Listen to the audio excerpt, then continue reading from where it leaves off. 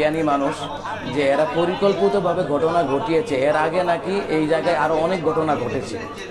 আপনি কি ভুল করেছেন? আপনি ভুল করেছেন? আপনি সিস্টেমটা করেছেন, এটা ভুল কিনা আপনার দৃষ্টিকোণ থেকে বলি। আপনার কথা বলে না, উনি ওই কথাগুলো বলো কারণ দৃষ্টিকোণ থেকে ভুল হয়েছে কিনা? ভুল হয়েছে। শোনেন, এটা ইসলামী মাহফিল, শোনেন এটা ধর্মের। আমাদের জন্য দায়িত্ব, আপনারও দায়িত্ব কিনা দিন প্রচারে। এখানে কড়া ছেলে মিলে খাটছে খাটছে, আমি জানি সকালে দুপুরে কত লোক এখন খাওয়া হয় নাই, এই কলিজা ঠেলে এরা করছে।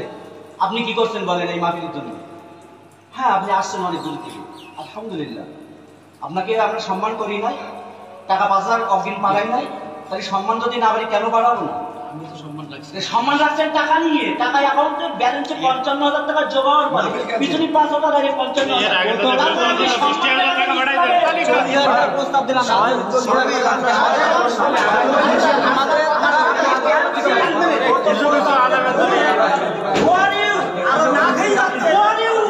ইসলামের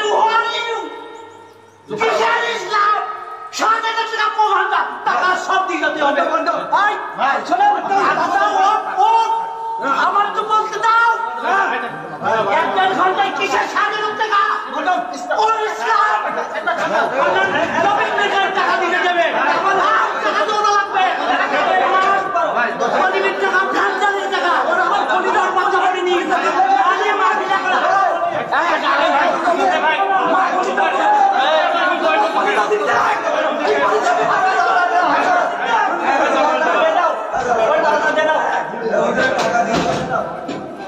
আপনি কি সিদ্ধান্ত নিতে চাচ্ছেন বলেন?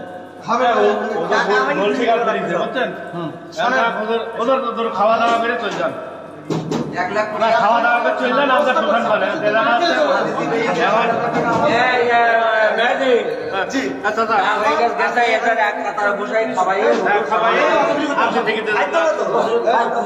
আমি একটা মিনিট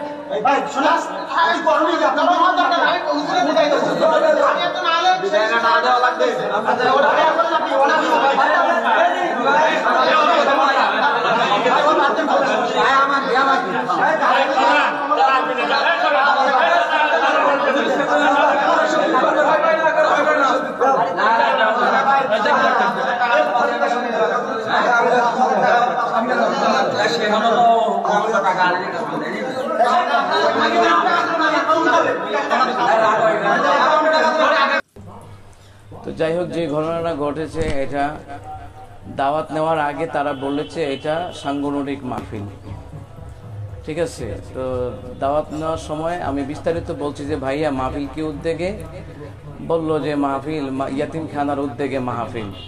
তো ইয়াতিমখানার উদ্যোগে মাহফিল, মাদ্রাসার মাহফিল, বক্তাদেরকে দিয়ে হইতো, কিন্তু কালেকশনটা করানো হয়, হাফেজ সাহেবদের বেতন দেওয়া হয়, এতিমখানা লিল্লা বোর্ডিং এর ফান্ডে কিছু টাকা জমা হয়। যাই হোক, তো প্রোগ্রামটা নেওয়ার সময় জিজ্ঞেসি ভাই কোথায় এটা, তো তারা বললো যে এটা সাতক্ষীরার সদর থানা। তো সাতক্ষীরার সদর থানা বালিথা গাজীর বাগান জামে মসজিদ ও ইয়াতিমখানা, সেখানে প্রোগ্রামটা। তো নেওয়ার আগে তাদের সাথে আমার কমিটমেন্ট হয়েছে, কারণ আমি দূরের প্রোগ্রাম করি, কমিটমেন্ট ছাড়া আমরা কখনো দূরের প্রোগ্রামে যাই না। এবং পুলিশকারী মহিবুল্লাহ ভাই আমাদেরকে জানিয়েছেন, ভাই আপনি আমাদেরকে জানালে ভালো ছিল।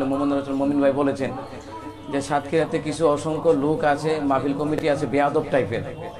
তো আমি এটা জানি নাই, কারণ আমি ওইটার উপরে ভিত্তি করে প্রোগ্রামটা রেখেছি যে সাতক্ষীরা মাশাআল্লাহ ওলামায়ে কেরামের একটা উর্বর জায়গা, একটা ইসলামিক আন্দোলনের একটা উর্বর জায়গা। তো এই জন্য আমি সেই সুবাদে প্রোগ্রামটা এখানে দিয়েছি যে একটা ইসলামপন্থীদের একটা জায়গা, ঠিক আছে। এরা বলছে হুজুর আপনাকে দাওয়াত দিলে আমাদের মসজিদ মাদ্রাসায় কালেকশন বেশি হবে, এতিমেরা খানা পিকার সবচেয়ে সুবিধা হবে, চাউল ডাল ইত্যাদি কালেকশন হয়, কারণ আপনার খুব এই ভক্ত এই সেই বললো আর কি। ভক্ত থাকার না থাক যেটাই ওরা প্রোগ্রাম নিছে, মানে আমি জানি না এই প্রোগ্রামে নাকি দাঁড়াও।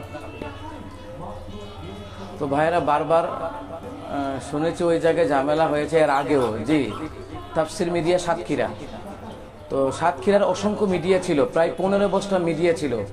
মিডিয়ার লোকদের গায়ে ওরা হাত তুলেছে, যাই হোক, আমি ঘটনাটা আগে সেরে নেই। তো প্রোগ্রামে যাওয়ার আগে তো আমরা কমিটমেন্ট করে প্রোগ্রামে গেছি, দুপুরবেলা না খেয়ে রওনা হয়েছি, জুমার নামাজের পরে না খেয়ে রওনা হয়েছি। আপনারা জানেন আমি জুমা মসজিদ থেকে বিদায় নিয়েছি, কারণ হক কথাগুলি তাদের সহ্য হয় না, এই জন্য আমি ইচ্ছে করে বিদায় নিয়েছি। ঠিক আছে, যেখানে মন খুলে হক কথা বলা যাবে না ওখানে আমার কমিটির গোলামি করে চাকরি করার কোনো দরকার নাই, এটা আপনারা জানেন। তো যাই হোক, ওরা আমাদেরকে আনছে যে হুজুর কোনো সমস্যা হবে না। আমি ভাই নেটওয়ার্ক ডিস্টার্ব করতেছে, আপনারা চিন্তা করবেন না, এটা আবার পোস্ট দেওয়া হবে।